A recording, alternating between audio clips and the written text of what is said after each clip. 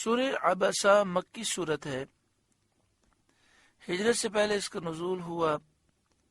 قرآن پاک کی ترتیب کے اعتبار سے اس کا نمبر 80 ہے، 80، اور قرآن پاک کے نازل ہونے کے اعتبار سے اس کا نمبر 24 ہے۔ اس میں 42 آیات ہیں اور ایک رکوع ہے، 130 کلمات ہیں، 533 حروف ہیں۔ بسم اللہ الرحمن الرحیم، اللہ کے نام سے شروع جو نہایت مہربان رحم والا۔ عبسہ، محبوب کے چہرہ مبارک پر ناگواری کے آثار آئے۔ وتولی، اور آپ نے منہ پھیر لیا، یعنی آپ صلی اللہ علیہ وآلہ وسلم نے نابینا صحابی عبداللہ بن ام مکتوم سے منہ پھیرا۔ ان جاءہ الاعمی، اس پر کہ ان کے پاس وہ نابینا حاضر ہوا، یعنی عبداللہ بن ام مکتوم حاضر ہوئے۔ وما یدریک لعلہ یزکی، اور آپ کو کیا معلوم شاید وہ ستھرا ہو، او یذکر، یا نصیحت لے، فتنفعہ الذکر، تو اسے نصیحت فائدہ دے۔ اما من استغنی، وہ جو بے پرواہ بنتا ہے، فانت لہ تصدی، آپ اس کے تو پیچھے پڑتے ہیں۔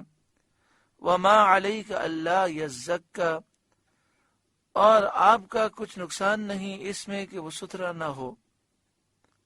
نبی کریم صلی اللہ علیہ وآلہ وسلم عتبہ بن ربیعہ کافر، اور ابو جہل بن ہشام، اور عباس بن عبد المطلب، ابی بن خلف، امیہ بن خلف، قریش کے سرداروں کو اسلام کی دعوت فرما رکھے تھے۔ اس وقت حضرت عباس اسلام نہیں لائے تھے۔ اس درمیان میں حضرت عبداللہ بن ام مکتوم نابینا صحابی حاضر ہوئے۔ عبداللہ بن ام مکتوم نے نبی کریم صلی اللہ علیہ وآلہ وسلم کو بار بار ندا کر کے عرض کیا کہ جو اللہ تعالیٰ نے آپ کو سکھایا ہے مجھے تعلیم فرمائیے۔ حضرت عبداللہ بن ام مکتوم نے یہ نہ سمجھا کہ حضور صلی اللہ علیہ وآلہ وسلم دوسروں سے گفتگو فرما رکھے ہیں، اس سے قطع کلام ہوگا، کسی کی بات کاٹنا یہ بے ادبی ہے، اور خاص طور پر سرکار دو عالم صلی اللہ علیہ وآلہ وسلم کی گفتگو کو کاٹ دینا۔ یہ بات حضور اقدس صلی اللہ علیہ وآلہ وسلم کو گرا گزری، اس سے آپ کو تکلیف ہوئی، اور ناگواری کے آثار چہرے اقدس پر نمایاں ہوئے۔ حضور صلی اللہ علیہ وآلہ وسلم اپنی دولت سرائے اقدس کی طرف، اپنے گھر مبارک کی طرف واپس ہوئے۔ اس پر یہ آیات نازل ہوئیں۔ یہاں حضرت عبداللہ بن ام مکتوم کو نابینا فرمایا گیا۔ نابینا فرمانے میں حضرت عبداللہ بن ام مکتوم کی معذوری کی طرف اشارہ ہے کہ آپ کے کلام کو انہوں نے کاٹ دیا، اس وجہ سے ہوا یہ، ان سے غلطی یہ ہوئی کہ یہ دیکھ نہیں سکتے، تو اے محبوب آپ کرم فرمائیں، انہیں معاف کر دیں۔ اس آیت کے نازل ہونے کے بعد سید عالم صلی اللہ علیہ وآلہ وسلم حضرت عبداللہ بن ام مکتوم کا اکرام فرماتے تھے، اور ان کو مجلس میں خاص مقام آپ دیتے تھے۔ وما یدریک لعلہ یزکی، اور آپ کو کیا معلوم شاید وہ ستھرا ہو، یعنی گناہوں سے ستھرا ہو آپ کا ارشاد سن کر۔ او یذکر فتنفعہ الذکر، یا نصیحت قبول کرے تو اسے نصیحت فائدہ دے۔ اما من استغنی، وہ جو بے پرواہ بنتا ہے، اللہ تعالی سے بے پرواہی وہ کرتا ہے، ایمان لانے سے بے پرواہی کرتا ہے، اپنے مال اور دولت کے غرور کی وجہ سے، فانت لہ تصدی، آپ اس کے تو پیچھے پڑتے ہیں، اور اس کے ایمان لانے کی امید میں اس کے در پہ ہوتے ہیں۔ وما علیک الا یزکی، اور آپ کا کچھ نقصان نہیں اس میں کہ وہ ستھرا نہ ہو، یعنی وہ کافر ایمان لا کر ہدایت پا کر اگر ستھرا نہ بھی ہو، وہ ایمان نہ لائے، ہدایت نہ پائے، تو اس سے آپ کو کچھ نقصان نہیں، کیونکہ آپ کے ذمہ دعوت دینا ہے، اللہ کا پیغام پہنچا دینا ہے، وہ آپ نے پہنچا دیا۔ وَأَمَّا مَنْ جَاءَكَ يَسْعَى، اور وہ جو آپ کے حضور ملکتا آیا، ناز سے دوڑتا آیا، یعنی حضرت عبداللہ بن ام مکتوم، وَهُوَ يَخْشَى، اور وہ ڈر رہا ہے اللہ تعالیٰ سے، فَأَنْتَ عَنْهُ تَلَهَّى، تو اسے چھوڑ کر اور طرف آپ مشغول ہوتے ہیں۔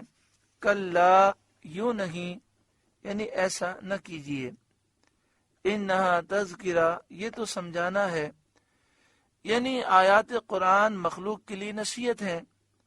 فَمَنْ شَاءَ ذَکَرَہ، تو جو چاہے اسے یاد کرے اور ان نصیحتوں سے فائدہ اٹھائے، نصیحتوں پر عمل کرے، جو نہیں کرے گا اپنا نقصان کرے گا۔ یہاں پر یہ بات ذہن میں رکھیں کہ یہ جو عبس و تولی ہے، مفسرین نے یہ بات لکھی ہے کہ اس میں نبی اکرم صلی اللہ علیہ وآلہ وسلم سے اللہ تعالیٰ نے ناراضگی کا اظہار نہیں کیا، بلکہ اس میں محبوب کی اداؤں کا ذکر ہے۔ جس سے پیار ہوتا ہے، جس سے محبت ہوتی ہے، اس کی ہر ادا پیاری ہوتی ہے۔ تو یہاں پر آپ کی ان اداؤں کا ذکر ہے۔ ابسا، ناگواری کے آثار آپ کے چہرے مبارک پر ظاہر ہوئے، جس طرح یا ایھا المزمل، یا ایھا المدثر، چادر اوڑھنے کا ذکر ہے۔ قرآن پاک میں حضور کی عمر کی قسم کو یاد کیا گیا۔ تو یہ ساری باتیں اللہ تعالیٰ کے محبوب ہونے کے دلائل ہیں، اور اس میں کہیں بھی یہ بات نہیں ہے کہ اللہ تعالیٰ نے ناراضگی کا اظہار کیا، نعوذ باللہ من ذالک، ایسی بات نہیں ہے۔ لیکن بعض لوگ اس کا یہ ظاہری معنی لیتے ہیں۔ حضرت عمر رضی اللہ تعالیٰ عنہ کے دور میں ایک منافق تھا جو یہ معنی لیتا تھا، اور روزانہ عشاء کی نماز میں سورہ عبسہ اسی انداز، اسی معنی کو سمجھ کے پڑھتا تھا۔ تو جب آپ کو علم ہوا تو حضرت عمر رضی اللہ تعالیٰ عنہ نے اسے بلایا اور فرمایا کہ تجھے قرآن پاک کی کتنی صورتیں یاد ہیں؟ تو اس نے کہا بہت ساری صورتیں یاد ہیں۔ تو آپ نے فرمایا یہ بتا کہ تو روزانہ عشاء میں سورہ عبسہ پڑھتا ہے؟ اس نے کہا بالکل پڑھتا ہوں۔ تو آپ نے تلوار سے اس کا سر اڑا دیا۔ آپ نے فرمایا کہ یہ منافق ہے، یہ عبسہ کے مفہوم کو غلط لے کر پڑھتا ہے، اور یہ سمجھتا ہے کہ نعوذ باللہ من ذالک اس میں نبی اکرم صلی اللہ علیہ وآلہ وسلم کی بے ادبی ہے، تو بے ادبی کی نیت سے پڑھتا ہے، حالانکہ اس میں ایسی کوئی بات نہیں ہے۔ آج بھی جو منافقین ہیں، جو مسلمانوں پہ شرک و بدعت کے الزام لگاتے ہیں، جو بدعتی ہیں، بد عقیدہ ہیں، بد مذہب ہیں، جو نبی اکرم صلی اللہ علیہ وآلہ وسلم کی شان و عظمت کو نہیں سمجھتے، وہ اس سورہ مبارکہ کی تفسیر میں بڑے کھل جاتے ہیں اور بڑی بے ادبیاں کرتے ہیں۔ ان نادانوں کو قرآن پاک سمجھ ہی نہیں آیا۔ قرآن مجید فقان حمید و الحمد سے لے کر والناس تک حضور کی شان بیان کرتا ہے، تو یہاں تو حضور صلی اللہ علیہ وآلہ وسلم کی پیاری اداؤں کا بیان ہے، اور اس بات کا بیان ہے کہ محبوب آپ ان سے ناراض نہ ہو، غلطی ضرور ہے لیکن معاف کر دیں، یہ تو آپ ہی کا ہے، اگر آپ ناراض ہو گئے تو یہ کس کے در پہ جائے گا۔ فمن شاء ذکرہ، تو جو چاہے اسے یاد کرے، فی صحف مکرمہ، ان صحیفوں میں کہ عزت والے ہیں، یعنی اللہ تعالیٰ کے نزدیک جو صحیفے مکرم ہیں اس میں یہ قرآن لکھا ہے، مرفوعات مطہرہ، بلندی والے، پاکی والے، یعنی یہ صحیفے بڑا بلند درجہ رکھتے ہیں، یہ پاک ہیں کہ انہیں پاکوں کے سوا کوئی نہ چھوئے۔